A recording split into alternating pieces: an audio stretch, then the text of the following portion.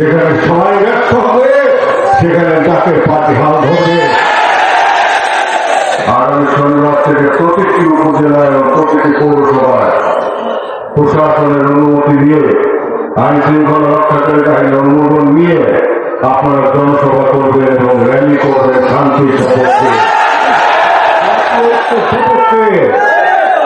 হুঁশিয়ারি জানাবেন ওই সব ষড়যন্ত্রকারীদের যারা আমাদের স্বাধীনতাকে রক্তাক্ত করতে চায়, এবং দেশবাসীকে সচেতন করবেন, জাতিকে জাতির পার্টির পতাকাকে ঐক্যবদ্ধ করবেন।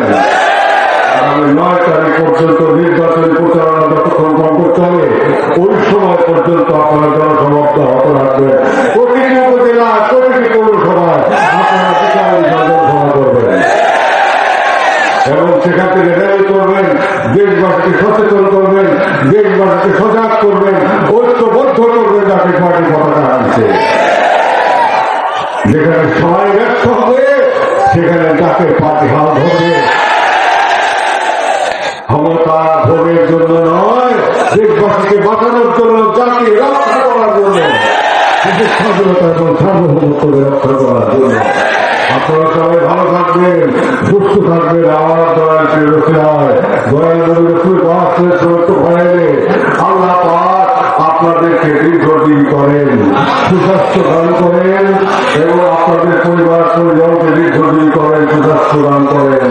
আপনাদের শারীরিক সুস্থ ভিক্ষা দেন, মানসিক শান্তি ভিক্ষা দেন এবং আমাদের সমস্ত প্রকার দুঃখ বেদনা আল্লাহ তাআলা তাদের বন্ধুর খাতিরে আমাদেরকে জীবন থেকে সরিয়ে দেন। অনেক কষ্ট করে এই লাখ লাখ মানুষ মাইলের পর মাইল দূরে কে কোথায় ফিরে আসে আমরা তা জানি না। তার একটি অংশ আজকে আমার সামনে দৃশ্যমান, তার লক্ষ লক্ষ। আমার তো মনে হয় কোটির উপরে লোক সমবেত হয়েছে এবং ফজরের নামাজের সময় 1 কোটি লোক নামাজ আদায় করবে।